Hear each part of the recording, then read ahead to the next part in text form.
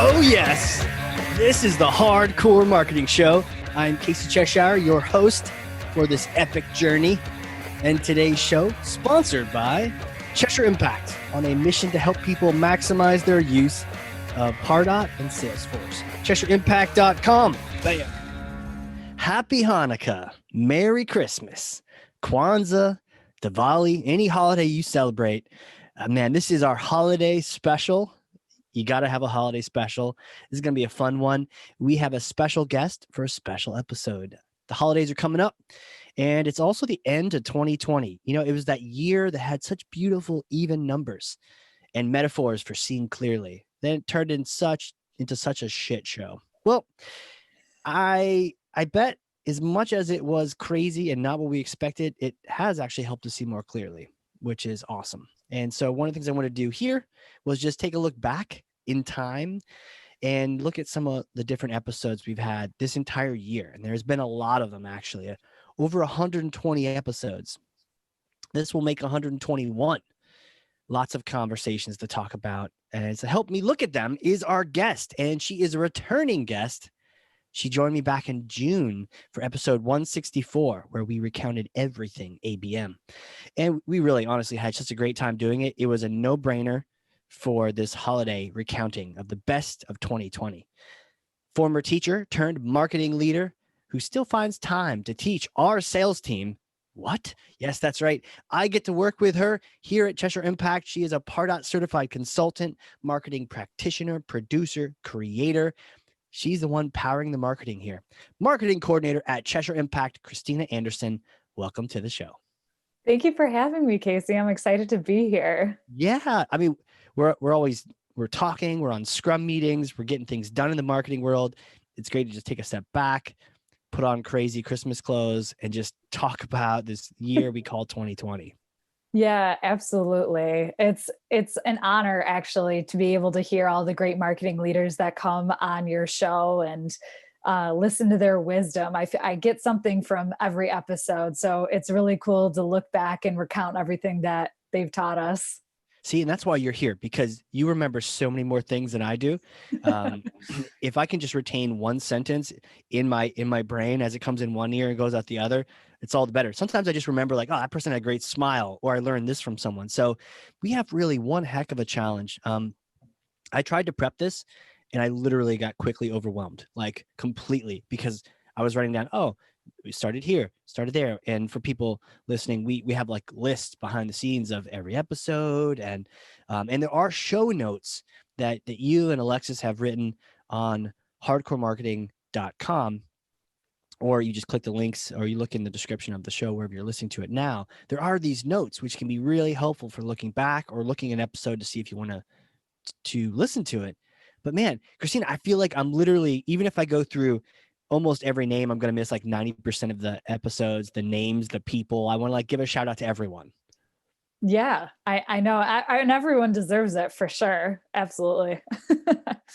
I don't know. So I guess with that, the legal disclaimer is to every one of my bestie friends that I've interviewed on the podcast, if I don't mention your name, send me hate mail and I will apologize. But no, like every one of these conversations was so cool. But what I want to do is just kind of wing it. I mean, I've written down a few notes, but I also just use the show notes, and sometimes just some of the conversations just stuck out to me. I want to just go back in time to like January and walk from there to present day. And I don't know, just talk about just different things that stood out or that you remember learning from the different guests. And then I remember the concepts or any takeaways I had. What do you think? Yeah, absolutely. Let's do it. All right. So let's go back in time to January 2020, where we weren't quite sure if COVID was a thing yet. Vacations were still happening. We heard the rumors of things happening overseas, and we're like, I wonder if that'll be a problem. Well, now we know. But back then, the year was just starting. It was fresh. And I had the absolute pleasure of talking to David Meerman Scott. He was one of the earliest names right there in the beginning of January. And I think he's probably one of the most famous authors I've had on the show. And for me, even the conversation was like, whoa, I got to make sure I brush my teeth and polish my show notes, make sure I'm ready for this conversation. But in the end, you get him on the line. He was just such a down to earth, really cool guy. Do you remember? Did you catch that one? Yes, yeah. One of the cool things so his was all about the Fanocracy Yeah. marketing, which was super fascinating to me. And it's all about creating fans of your brand or your company. And it was wild. So he had written this book, Fanocracy Marketing, and he partnered with his daughter. And I believe his daughter, she was, I think she was a neuroscientist or she was a doctor in neuroscience. And so he was saying how something gets released in the brain when someone is a fan of a particular, whether it's like a topic or a team or a company. And he talked about how to do that. It was so wild. One of the things that stood out to me most is even when he was talking about posting on social media and how a selfie and being it, because when you take a selfie, you're within 4 feet of the person's radius. And was that the conversation where we talked about the distance? Yes. That was that. Keep going. Yeah, absolutely. That stands out for me too. I just didn't remember that was David. Yeah, because when you're within someone's distance, you're now like a part of their influencing sphere. Yeah. And how being a part of that. So bottom line is that when you are able to create that authentic ability of creating closeness and creating a fan of your brand, then you'll start activating your audience. Yeah. Episode 115. And for everyone listening, sometimes the easiest way to get to these, if you don't know how to spell the person's name, but you're like, that sounds interesting, is just even write down the number that we talk about. We'll try to say numbers of episodes if we can.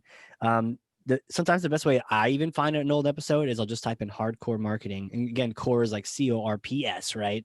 Hardcore marketing, and then the person's name or just the show number. And that's how you can pull it up. So if any of these descriptions sound interesting to you, I mean, that's kind of the dual purpose here is like, let's talk about these things. And then if you didn't catch that episode, you'll definitely want to catch it.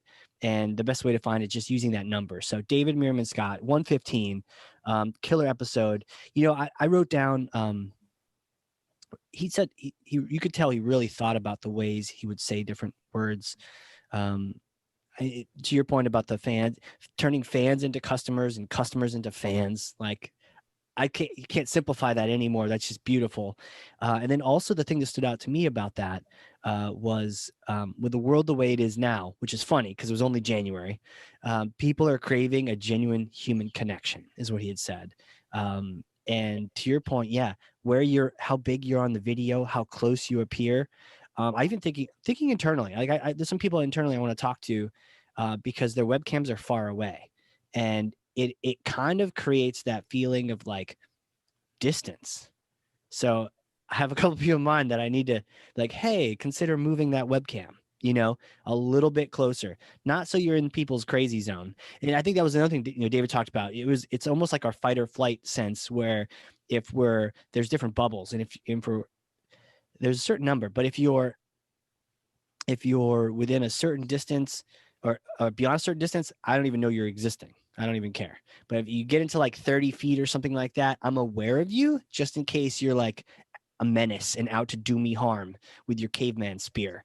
And then, but I'm just aware of you. But then when you get into like the 4 or whatever, I'm like, it's like, are you safe or not? But if you're in that zone and you're safe, we can really build a relationship. You don't really build a relationship with someone in the 30 zone, but as they get closer, you have the chance to do that. And so that's why the selfies and then also the closer video just can build such a stronger relationship, which we totally need that lesson. So it was a great timing for his book to come out for that.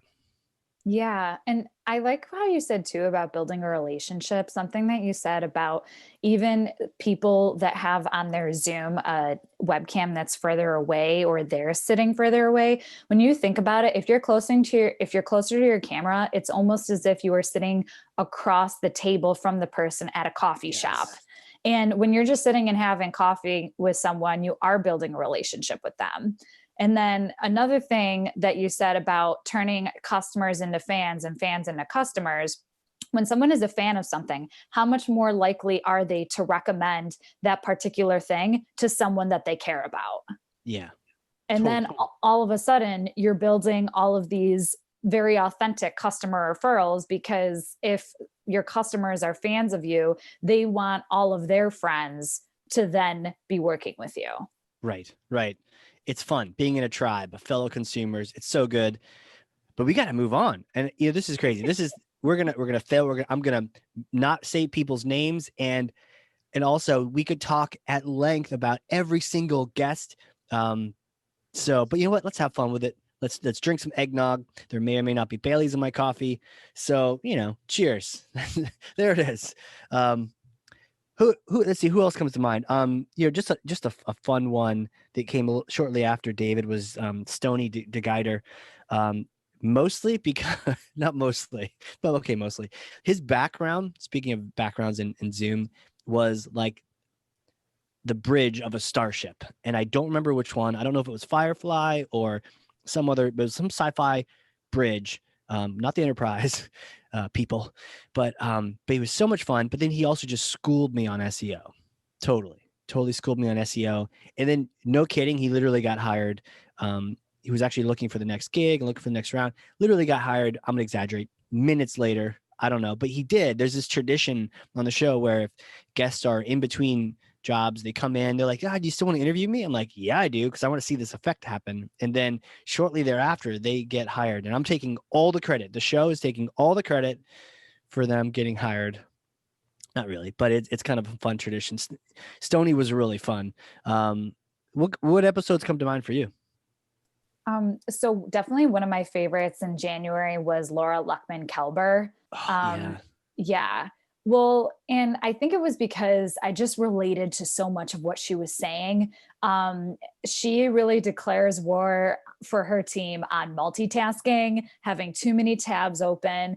And one cool thing when she was telling her story, and she has accomplished so much in her career, but it was her basically saying, you need to be super focused. If you have all these other distractions going on, how much are you really accomplishing in the first place? And I am someone that, as maybe some other people my age, who knows, also do this. I'm someone that used to always have a ton of tabs open. And then I noticed that almost it was as if anxiety would increase and you're trying to flip through everything.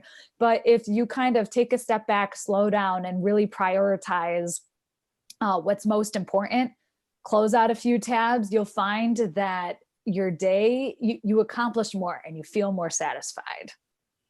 Absolutely. You're mentioning the tabs. I literally thought of you. So have you seen your tabs decrease just from listening to that episode? Have you? I would have to say yes, because yeah, absolutely. I mean, I do have a couple tabs open right now, but it's definitely not like 20 going. To be fair, you get so much done that I can't really say anything about your tabs. If you want to have 30 tabs, like, you do that.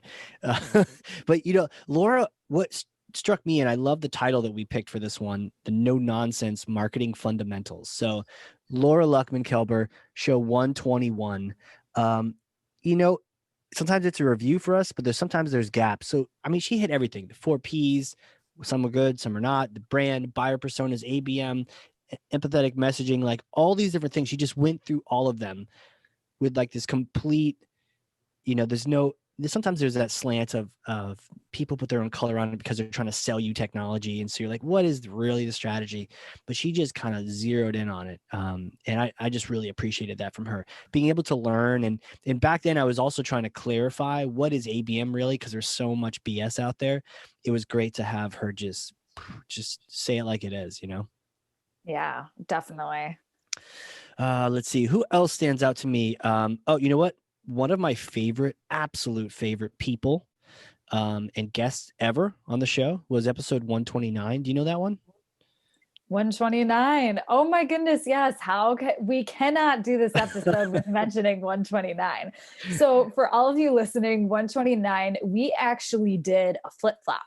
So Casey Cheshire, your host, was What? on, yes, he was on as the guest. And then we brought on a special guest who is also another one of our favorite people, Ethan Butte from Bomb Bomb. Such a cool guy. But so Ethan actually interviewed Casey all about marketing automation unleashed. Casey is such an expert and a thought leader in this particular topic, and he just gave it to us. Capture, nurture, automate, report. I cannot get it out of my head. It's stuck in there. It is. Ethan is like literally one of my top 10 favorite humans on the planet. And it was such a cool honor to have, because I just kind of threw it at him. And I think our friendship has grown since then, but it was kind of early. And I was like, man, I love chatting with you. Would you do this flip a roof thing? I'd never done that before. And he was like, yeah, sure. Yeah. Like he had done like 4 of them already. So he already knew the ropes. But he's been an evangelist for Bomb Bomb for a long time. And so it was just really cool to flip the script. He actually used my prep notes and everything too. So he was saying all the things that I would say on the show. And it was great to be able to be the guest and answer some questions. And but with the people that I care about, the listeners of this show, because I've done guests on other shows, but it was cool to just kind of do that for this show. And he did such a good job, almost better than I did, which is scary. So that's why he hasn't been back on yet. I don't know about that. You each have your own style. It's great. It's true. Shortly after me, episode 137, I just want to quick shout out to Logan Childs, who is also at Cheshire, head of our sales team. And his episode was on what it really takes to align sales and marketing. And it was, I love every now and then, it's a marketing show, but you got to have sales in there. We're one team. But to have Logan come in there, and he's just matter of fact, he's just super chill. And he's like, this is what it takes. And, being in sales, he can smell the bullshit. And he's like, nope, this is what it takes to align sales and marketing. I just had a blast with him. Yeah, he's really passionate about that topic. It's so cool to hear him describe it. I mean, definitely one of my favorite quotes from that show is how he just said, like, marketing, order pizza for sales, which is basically just him saying, like, sit down and talk to them. Yeah. Just like find out what matters to them. What is that what is their qualifying criteria that they want from the lead? The leads are weak, but the leads are weak. Have you seen that movie yet? No, I haven't. I really Seriously, want to. You're going to quote it. And can you do that over the holidays? Can you do that? Yes, that can be my assignment. I talked to a few people about it, and they said all you really need to see is the speech from Alec Baldwin in that show. No, those people aren't purists. Were those marketers saying that? Perhaps.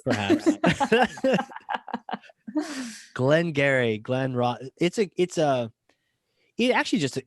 good movie just from the way it's shot and just the crazy monologues and the drama and the rainy phone calls. It's very well done as a movie, but it has these funny little tangents on the sales side. But yeah, you definitely need to check that out. What was interesting to me, Logan also was saying capture, nurture, automate. So it was really cool that a lot of the same vocabulary I use, he uses, I use. And I think that just really, that's part of it. He mentioned that too. That's part of aligning. It's just using the same words. Don't have your marketing fancy words and the sales fancy words. Like, have the same vocabulary, so at least you don't miscommunicate that way. And it's bad enough when we try to do international relations with another country and they're like, did you just insult us? We're like, no, we were trying to say we liked the dinner. Like like different languages can be so frustrating. So it was a great point that he brought up of just make sure you align the definitions, make sure you align the vocabulary. And that's not hard. You just need to sit down, understand what theirs are. And honestly, marketing, just use sales as vocabulary, don't need to invent your own. Yeah, speak their language. Yes, totally. Just as cool as episode 129 was 164. Do you happen to recall the special guest of 164? Oh my. Let me all tell you about the guest of 164. It was none other than Christina Collins joined that one, right? No, that was Christina Anderson. So no, but like, were you Anderson then? I believe so. Well, I was married back in April of this year. April. Okay. And Yeah. when did that episode happen? Was that in like June? Yes, that Okay. was June. Well, Yeah. I was joined by none other than the guest we have today. So you were on that one. And you know what? I do recommend people check that out. We probably shouldn't spend any time on it because it was just such a great episode. But we literally recounted everything we had learned in like a concerted. We spent a whole month just going crazy on ABM, and we learned everything there is to know. And you and I discussed it in one episode on 164. Yeah, I think that episode might have been almost 2 hours. Was it really? I believe it. I'm not entirely sure, but yeah, there were so many takeaways from that. And for those that are still trying to just advance their account-based marketing strategy, or aren't really sure because you're hearing so many conflicting different views, let's check out that episode. It'll take you through the different people that we interviewed that are experts on the topic, help you out with that. And we're not trying to sell you any ABM software. Nope. So yeah, we're just going to put it out there. Like, this is what it is. And also we do it here internally. And so we've been sort of executing it while learning about it and teaching other people about it. Do you want to take a stab? I got 1,000 people I can talk. Do you want to, anything come to mind for you as we move along the timeline here? I don't even know what month we're in at 164. So I wanted to actually recall Did I skip? just a little bit below that 167 Okay. Was actually Neil Schaefer, and he talked about influencer marketing. And this is something that I don't know if a lot of companies actually do this in the B2B world. I know it's done by a lot of like big B2C brands, but when you think about like the influencers in your particular industry space, the service that you provide, who is your audience listening to on social media? Who is putting out all of the content and thought leadership on LinkedIn? Who are people engaging with the most? How could you partner with that person so then that way, all of a sudden, they're mentioning you or you're working with them, you're getting their insights. It's just really powerful, and I feel like it's not often discussed. It's kind of untapped. Yeah, and he's like the master of it. He wrote the book on it. Someone recently asked on Slack, in one of the communities I'm in, hey, does anyone know about influencer marketing? I was like, yeah, this guy. Listen to this podcast, 167. Go get his book. Really cool guy. Big fan of Japan, too. He lived in Japan for a long time, which was fun. You know what? We just skipped over probably like 10 really fantastic ones. Jody Daniels talked about GDPR and email and privacy, which it doesn't get talked about ever on 154. And what happens if people are asking you to remove them from your database? I mean, that's just one of the most tactical ones you need to check out. Christopher Engman, this was probably one of the guys I learned from the most, but he's so smart to the point where I literally needed to listen to the episode a couple times.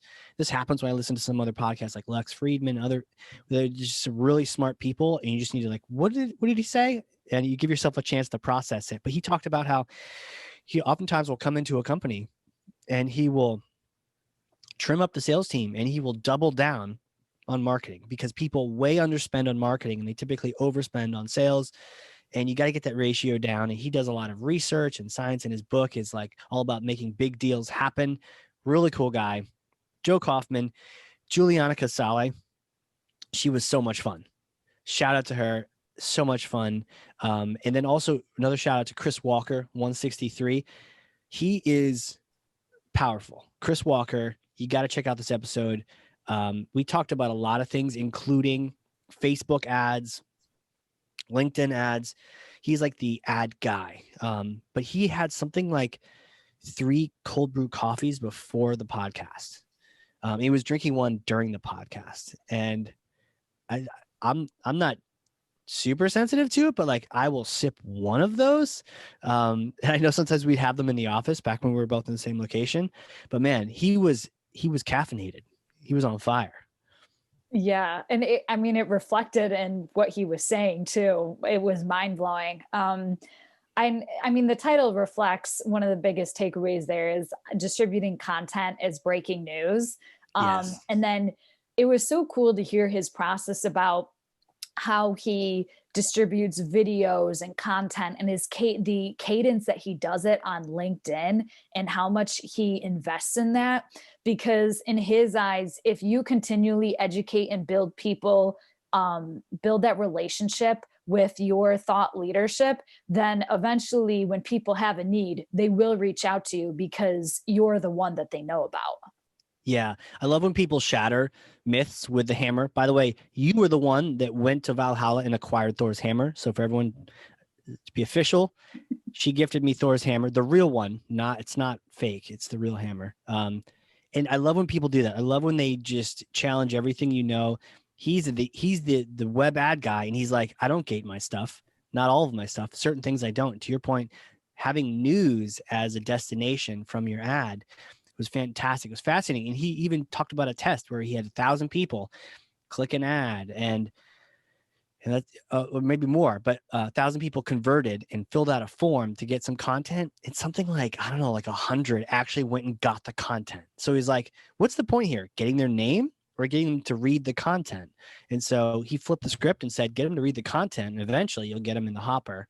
And so it was really cool. And what was cool about him is not only does he throw out crazy things like that, but he's measuring the heck out of it. So it's not like you're like, oh, well, that sounds dumb. He'd show you the stats. It shows that it works, He just needs a little more marketing automation in his life to track all of that.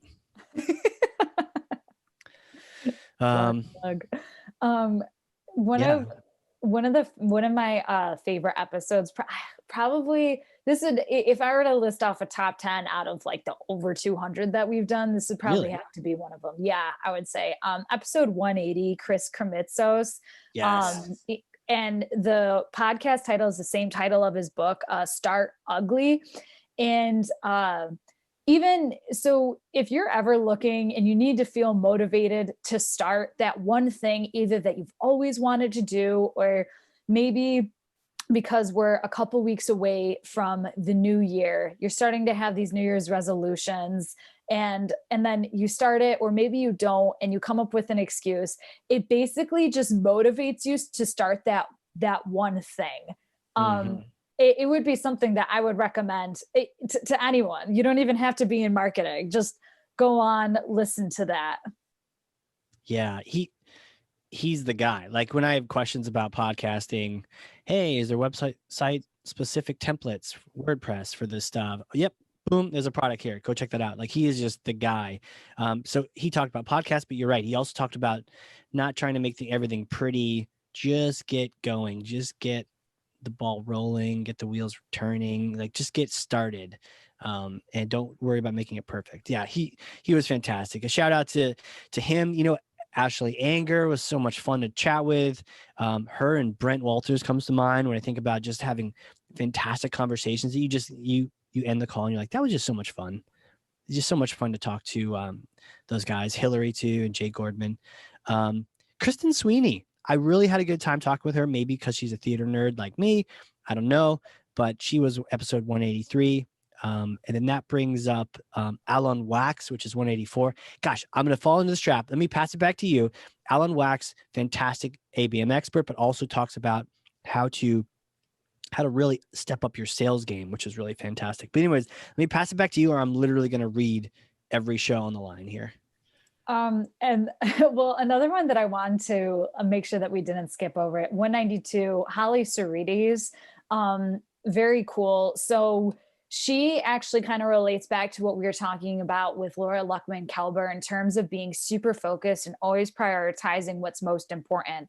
And this was actually something that I was guilty of saying. So she talked about how when different people would walk by her marketing team and they would ask how things were going, they would always say, we're super busy. And she corrected them and said, no, we're not super busy. We are super focused. Yes. The company cannot afford to have us not be always doing the most important thing. So the episode title, Outcome Obsessed Marketing, it's all about being results oriented. Listen to it with your team, and then you'll feel like you can conquer the world. That's a huge point. This episode, I don't know if it's helpful for anyone listening or if it's just fun hearing our friendly banter, but it's helpful for me because you're right. That was I just had such a great time talking to her. I feel like I can call her a friend now. We've had some great conversations. She started her own company with recreational software. It's in products. It's very cool. But you're right. The idea of busy versus focused. That was the old adage. Oh, marketing was valued on how busy they were, but yet they were the first one on the chopping block because it wasn't about being busy. So she said, we're focused. And that was in the response to people asking, hey, can you do this? Hey, can you do that? And sometimes the answer is no, because we're focused on this, or we can do it at some point, just not right now. And I'm pretty sure it was also her that said, and every now and then just kind of like take one of the random things they're asking for and just do that too, so that you're kind of keeping them asking you for things. Yeah, It was absolutely. really good. We skipped over a couple cool people, but we can't name everyone. Steph Smith was kind of like a fortune teller for me. It was the first conversation with an analyst who at the Hustle, which by the way, everyone should check out. We should put a link on the show. So maybe enough people click through that and they'll send me a hat or something. But Steph really, and it was interesting because she was, when did she come out? It was August. So we were kind of in this COVID thing. But she was talking about the future and not always super sunny and bright, where I'm kind of like half full. She was kind of like, well, the cup is what it is. And so it was really interesting chatting with her. But she's a great person to, that episode 185 was a great one to check out because she literally was talking about different dependencies. It's kind of a little step away from just traditional marketing. And so she would talk about, so if people aren't traveling as much, what does that change for hotels? And just understanding how industries are connected, which I think we don't think as much about in marketing. We're just kind of so focused on our own industry, but oftentimes there are dependencies between industries. And she really got me thinking about different cascading effects and different things we should think about with our marketing. Yeah, she really kind of almost starts to make you see the bigger picture. Yeah. Exactly. Bigger, like we can get so micro focused on the cost per click or something when we need to take a step back and understand how it fits into the whole ecosystem. And that's what CMOs do. So it's a great reminder. Who else? Anyone from your list? Definitely 194, Alex Goldfein. This is another guest that we had that's a sales expert. And he shared 5-minute selling.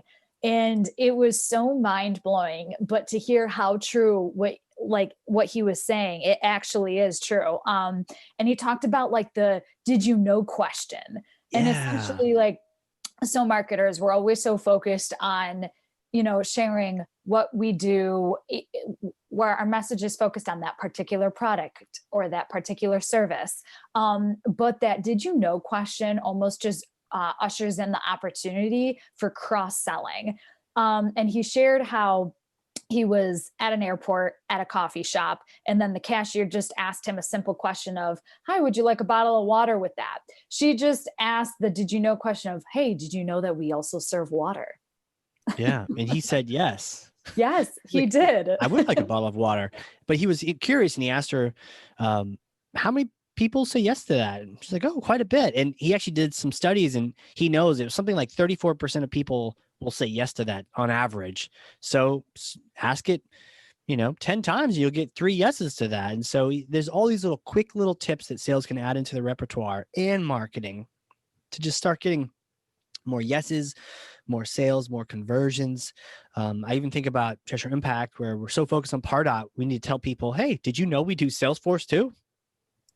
Not everyone knows that.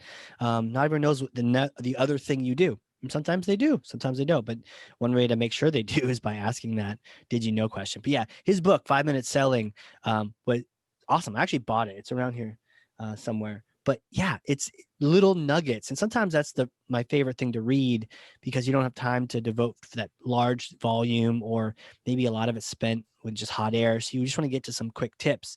And his book is just full of like nugget after nugget, like way more chapters because the chapters are shorter and it's about a particular tip. So yeah, I wrote him down too. He was really a powerful guy to chat with. Another guy, Yogesh Mehra. there's so many things that come from that, but I felt like from his conversation, we talked about data. We also talked about the different platforms and how platforms, there's strength if you are a part of a platform or like the Salesforce ecosystem, you're an app that's tied to that. So we really got into almost the meta of the partner ecosystem. But I just remember being such a powerful exchange, like a mutual conversation where he was probing me and asking me questions and I was able to ask him back questions. So just a very wise conversation, I felt. Absolutely. I love, and one of the cool takeaways from his episode is the don't fall into the shiny object syndrome. Marketers are the tech stacks are out of control. They have gotten so complex over the years. And a lot of times as a director, CMO, you're partnering with your IT department and you're trying to figure all this out, and it can get exhausting. So definitely check out that episode if you're in that particular area right now. Yeah, he's a great person to follow on LinkedIn. He's really holding it down for the bank, head of marketing there. 199, good old Femi. Femi, great guy. Talked about his background. I believe he's in London now. I think it's Olajiba. I have to look up his last name, but episode 199, one of the greatest people in the world of agile and marketing. And my biggest takeaway from him in episode 199 was don't stuff marketing into an agile box. A lot of people are like, well, agile is going to save us, so let's just make all of our marketing work and do agile. But he's like, no, agile's not designed to give you marketing strategy or tell you what your goal should be. It's to help you execute better. So it can be really helpful for executing, but it's not going to be the thing that tells you what to execute. So he's like, don't try to stuff it in that.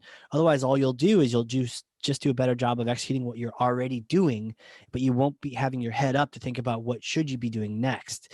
And I just love, again, someone counterculture. You're an agile person and you're saying that agile may not be the answer. Yeah, that was the case. Oftentimes he'd be consulted. They bring him in and he would say, no, you don't have an agile problem here. You have a employee morale problem, or you have a compensation problem or operational problem. Has nothing to do with agile. But people were kind of like, again, the shiny either technology or the shiny methodology syndrome. People were really fixated on that.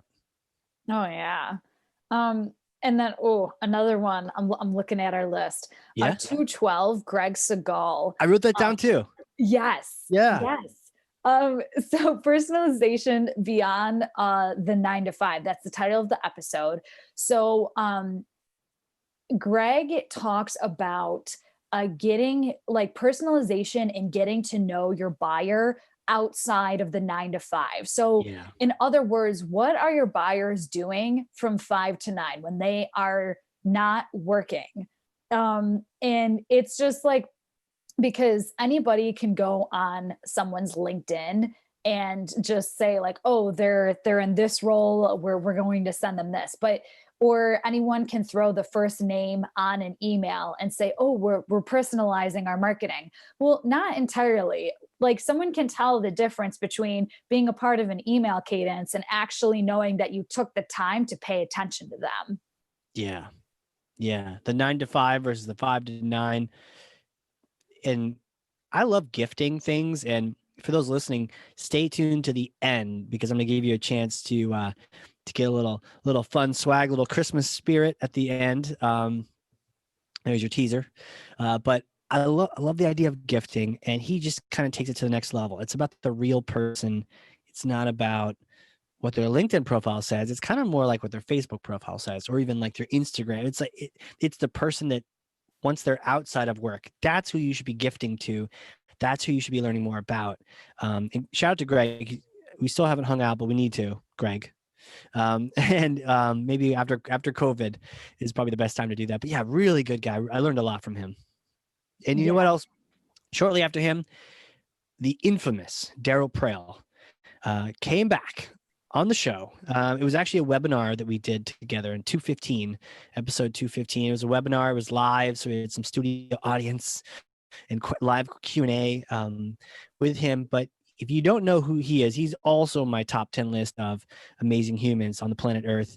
And he is a CMO that really held sales to task. Lo and behold, they literally said, why don't you run both? So he went from being the CMO to being the CRO, and he actually detailed how that worked. And the biggest thing for me was it was SLAs. And SLAs are service level agreements. And we talk about this almost every slide deck for marketing and sales alignment type thing talks about SLAs and service level agreement. And what it basically is like a treaty. It's like a peace treaty that says, sales, you're going to do this, and marketing agrees to do this, and vice versa. And it's kind of just a way that the two departments agree to be held accountable to certain things. And it kind of brokers a peace, if you will, if you want to use the war metaphor, or just, you operationalize it. But I've heard that so many times, and I don't know if I've ever seen it used that powerfully. So when Daryl talked about how not only did he use SLAs in agreements with sales, but when sales continually violated them and results were affected, and the CEO was like, what's up, marketing? He was able to show, I'm sorry, sales is holding up its side of the peace treaty. It's like the United Nations was like, what's going on here? Why are you at war? And he's like, look, here's the treaties, and they are not doing this. And marketing had the optics to be able to show, this is what we're doing. Sales is not doing. And they were like, you know what? You get it. You get both things, do both things. And now he's twice as busy. But the fact that he detailed that story, that was such a powerful experience. I know Logan on our team was there, and from a sales perspective, he found it powerful as well. What was your take on that? So I also loved the idea of the SLA, and I thought that it really lays it out for marketing and sales to come together and actually, define and agree that they're going to hold up their end of the bargain. It's a two-way street.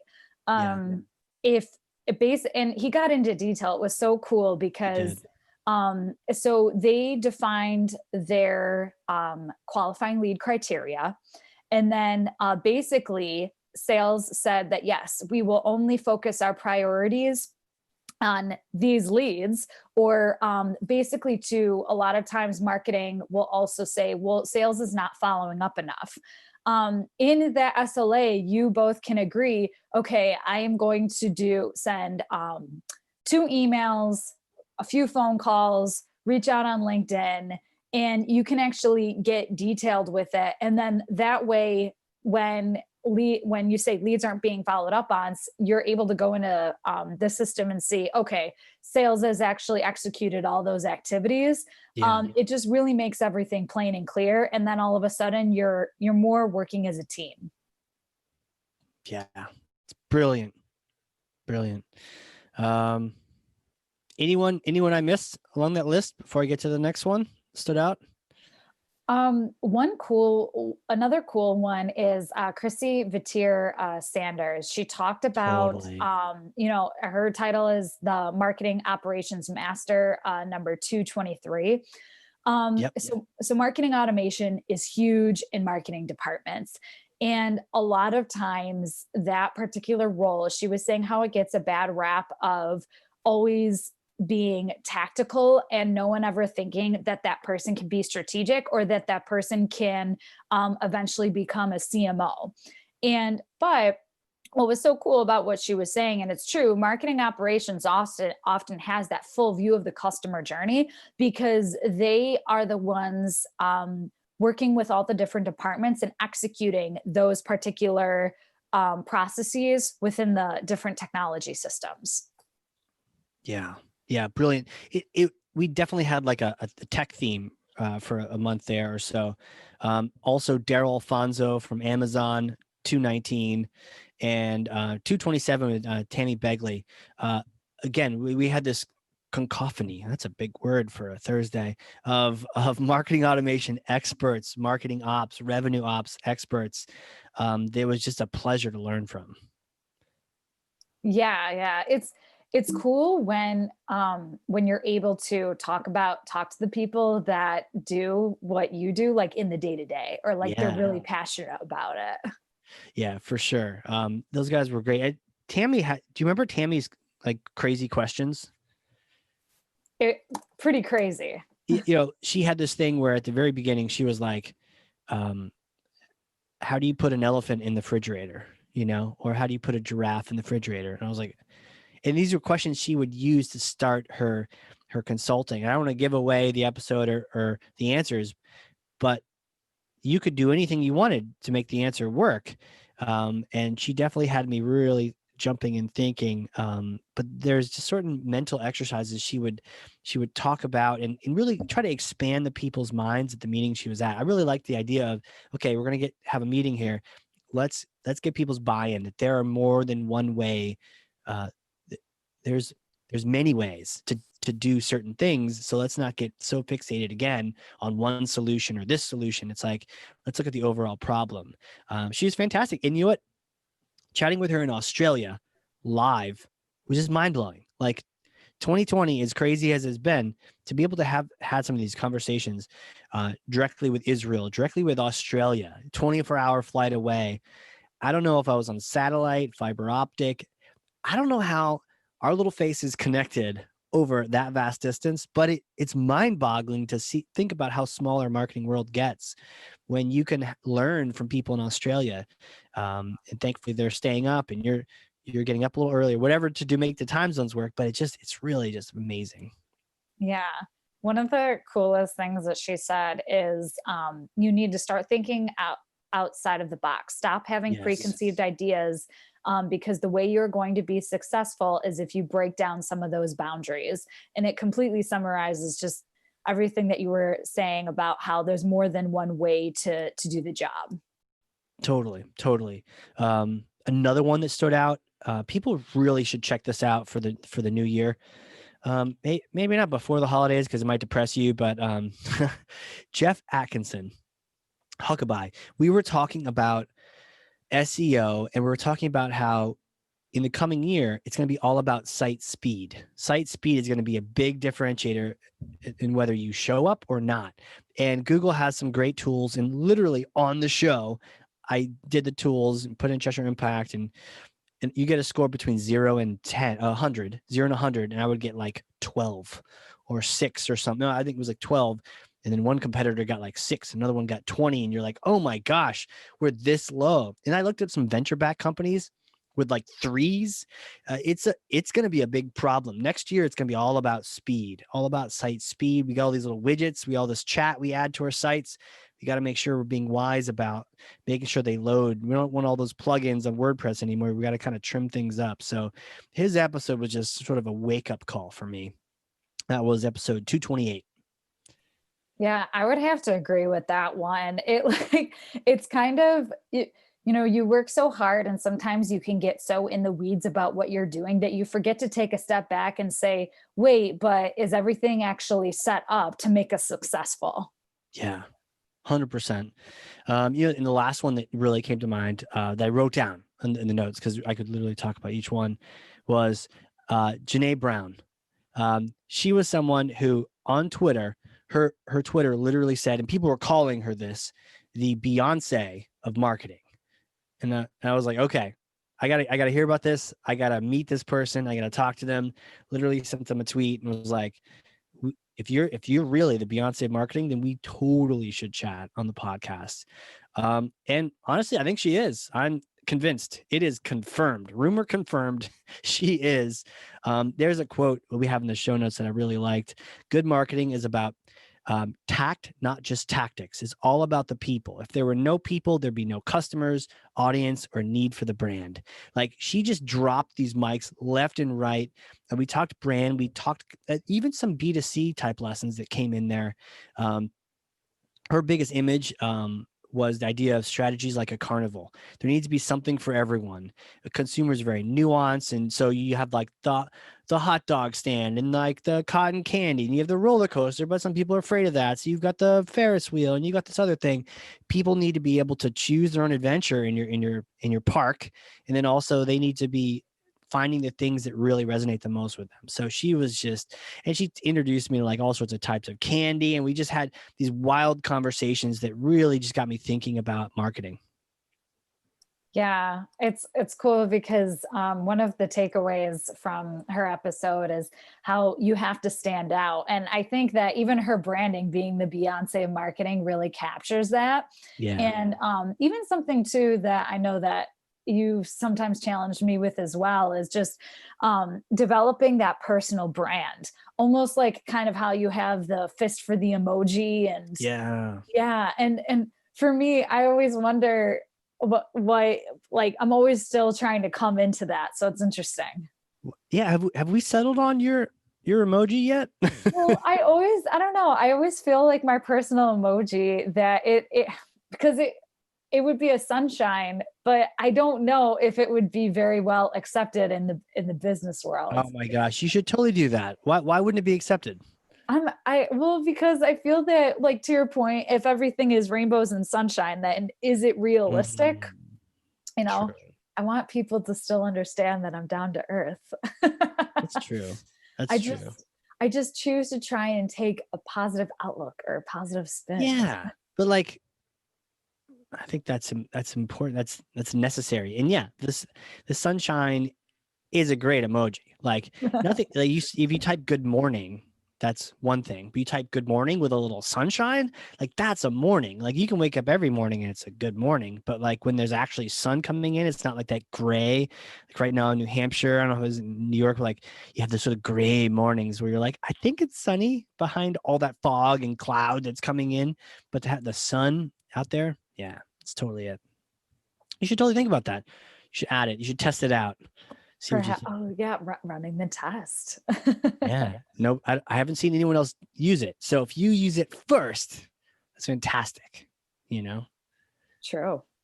Maybe, and what's cool perhaps. Is when you sign up for apps and you sign up using LinkedIn, it pulls in your name and it pulls in like the little emoji for your username and everything. It's pretty cool. Well, that's the list I had. Any other ones that I didn't talk about that you had written down or had been thinking about? I think we did talk about a lot of them. I think the one too that also stood out to me, and it's pretty far back. It was way towards the beginning of the year. Is Adam Whitty's episode. He talked all about authority marketing. And what was wild is how when you become the thought leader or on a particular topic and you're the expert, almost as if like you write a book on the topic and people will listen to that. And it very much relates to back on Neil Schaefer's episode, that influencer marketing is when you're able to display yourself as the expert in a particular topic, people are going to listen to that and seek that out. And then that is how, again, you start to help and build relationships with that intended audience. Oh, it's so true. So true. And you're right. There are literally 100. There's 120 episodes. So that's why I always encourage people that if you're, check one out.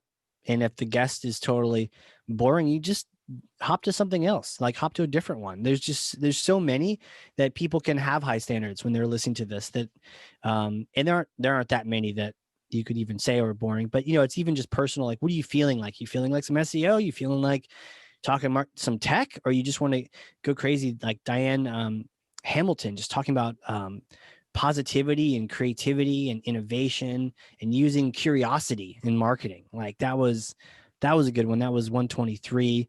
And so there's this sort of variety so that people can really, whatever they're kind of feeling, hankering for, a little mint chocolate chip and hardcore marketing, they can just kind of pick and choose which ones they're looking for. I know. Cool. I love the mint chocolate chip mention. Yes. Yeah. Now, is that your favorite, or what is your favorite? My favorite would probably have to be cookie dough. Cookie dough is not bad, but you got to get the right cookie dough, right? Or any cookie dough. Are you like non-judgmental, like whatever cookie dough, bring it forth, I will eat it? Or can they do it wrong? I mean, I've never seen it done wrong, but I do have a preference towards Ben and Jerry's. Gotcha. Totally get that. Totally get that.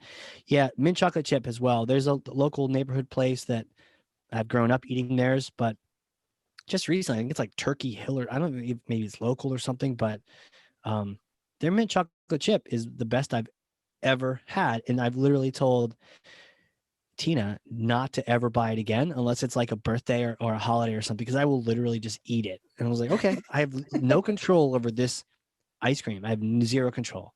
I surrender. So please just don't ever buy this, because the other ones I can be like, oh, okay, I'm getting kind of full. That was nice. I had a little bit. This is so light, and like it's the shaved mint chocolate, and I just can't say no.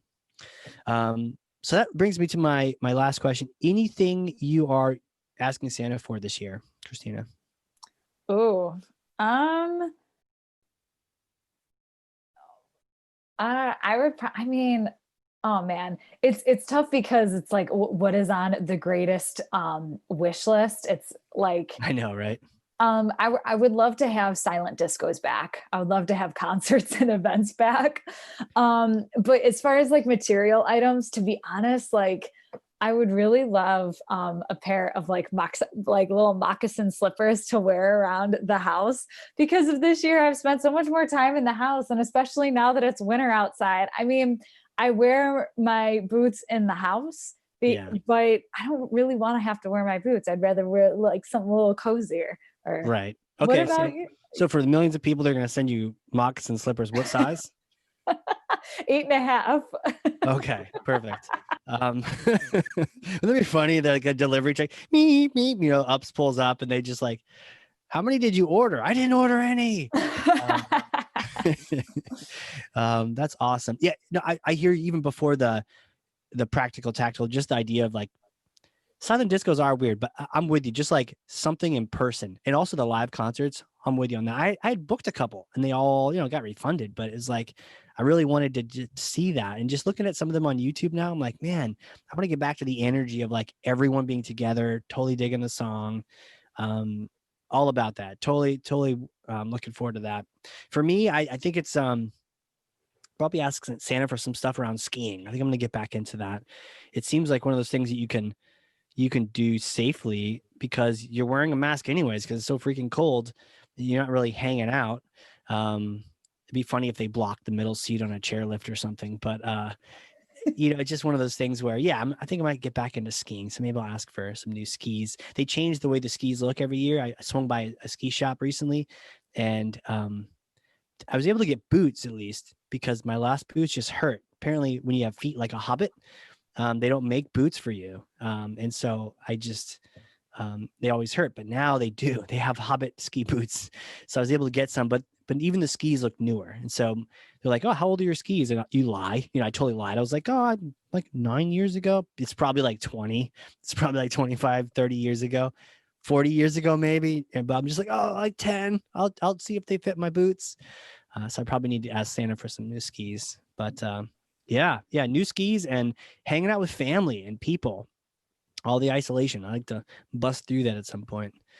And that brings me to the next part. One other holiday wish I would say I have is I would literally love to connect with the listeners of this show. And not even in like some cool marketing way. Like I just really would love to meet you if you're listening, especially if you're listening to this point. You've gotten this far with Christina and I rambling about all these fun shows we've listened to. Would love to hear from you. Who are you? Where are you from? What are your challenges? What are you facing in marketing or whatever you do? And also what you ask Santa for. So my email is Casey, CASEY, at Cheshire Impact. Cheshire has 2 H's. So CHESHIREIMPACT.com. We're not going to put this on the show notes because that would be too easy for the people that didn't listen the whole way through.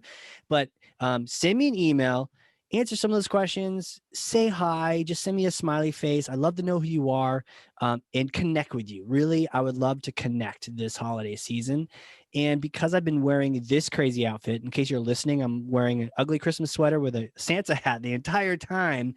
I am feeling very much in the giving spirit. So when you do send me that email, it'd be great. You don't have to, but it'd be great if you sent that, put the mailing address in there as well. So we can send you a little holiday cheer. Little something from over here. Nothing crazy, no Rolexes, people, but just a little something to brighten your holidays. Love to connect and become part of the larger hardcore family here. So that's it for me. Christina, what do you think? Is this episode a wrap? It could be. We could definitely talk about this all day for sure. This could be the infinite episode. The infinite episode, yes. Or I wonder how long it goes before Podbean or iTunes is just like, no, people, no, too long. And then you sprinkle in little giveaways along the way, just to see who can outlast the 10-hour podcast. But no, I think this was good. The shout out to everyone that I chatted with. Really, I made some great friends this year. I've learned so much in the marketing world, sales world. Connected with so many amazing people. So yeah, just want to send love and happiness and healthiness to everyone out there this year. And with that, Christina, thanks for being on here and wishing everyone a happy holidays with me. Yeah, thank you so much for having me. This was great. Yeah, totally. Great way to end the year. And we will attack things again in the new year with some vigor. And anyone that gets really sad because there aren't any episodes until the new year, there's a bunch that happened this year. So go check out some of the past ones, and we will see you. We will attack 2021 with just as much energy as we wanted to have happen in 2020. And with that, this has been the Hardcore Marketing Show, everyone. We will see you all next time.